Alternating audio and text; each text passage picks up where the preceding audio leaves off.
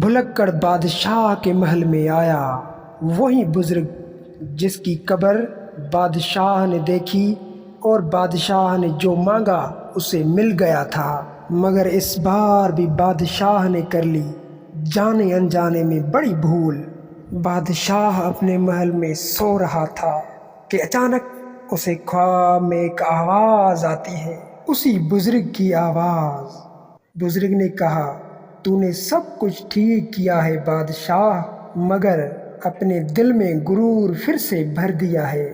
تو نے نیکیوں کو بھی اپنی شان کا حصہ سمجھ لیا۔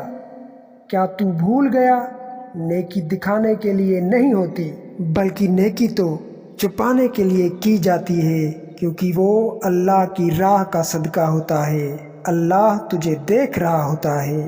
توبہ لفظوں سے نہیں، دل کے بدلنے سے ہوتی ہے۔ جب دل بدلتا ہے تو انسان کی آنکھوں میں خوف نہیں، سکون ہوتا ہے۔ بادشاہ نے اپنی آنکھوں سے وہ بزرگ کی قبر دیکھی جو اب چمک رہی تھی، اور اس بادشاہ کے کانوں میں آخری جملہ گونجا، اب تو سیکھ گیا ہے، اب بولنے کی ضرورت نہیں ہے۔ صبح ہوئی، لوگوں کو بادشاہ محل میں نظر نہیں آ رہا تھا۔ لوگوں نے اسے محل کے باہر ایک پرانی مسجد میں سجدے کی حالت میں دیکھا۔ کہتے ہیں اس محل کی دیوار پر آج بھی لکھا ہے، یاد رکھنا، بھولنا نیکی کا دشمن ہے۔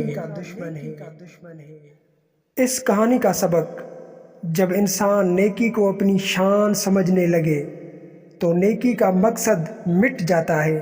سچی توبہ وہ ہے جو انسان کو خاموش اور عاجز بنا دے، نہ کہ مشہور۔